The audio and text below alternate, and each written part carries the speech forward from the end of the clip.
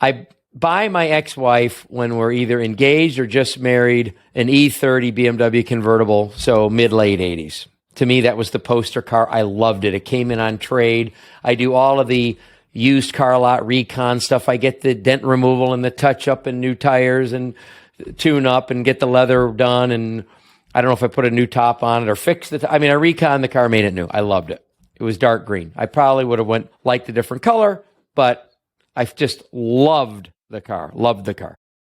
So I surprised my ex, and I bring it home, and what do you think? And first thing out of her mouth is, "Isn't there a newer body?" Should have been a sign. I really love my kids. I wouldn't trade them for anything, so I wouldn't want to undo that, but that should have been a hint. Oh, my goodness. But she didn't like it, so you don't like it, you don't like it. I'm into old, cool cars. You might be into old, cool cars, and sometimes the women, they don't care about that. They could be the reliability factor. So I put it back on the lot. I'm working at a dealership, and they let us once or twice a year sell our own car through the dealership or whatever it was. Put it on the property to sell, to run it through the store, and someone tells me there's someone looking at the car, and there's an absolute gorgeous, gorgeous girl looking at the car.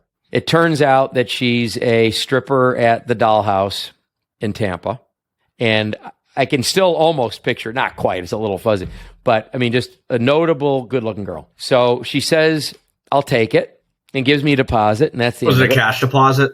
It was lots of cash. This was like $1,000. I think it was like this tall. And but this is very funny. So she's going to pick it up, day after tomorrow. We get her loan approved, all of that stuff. Sure. So she shows up with a well-dressed, slightly older than her guy. Okay.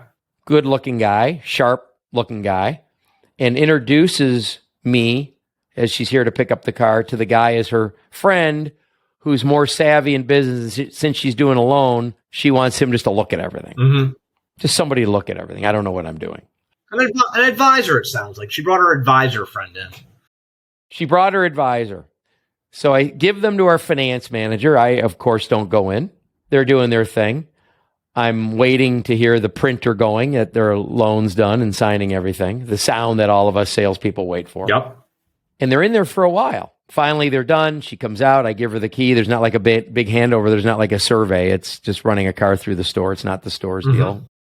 Give her the key, put a tag on it. She leaves. I asked the finance guy, what took so long? Did she buy a warranty or, asking about all the products or the advice? She goes, no.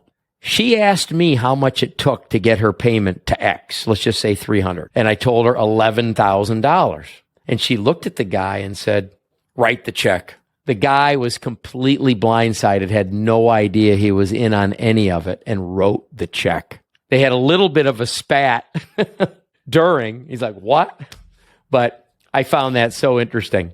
Guy comes in to check the paperwork, leaves writing an $11,000 check to get her to her payment.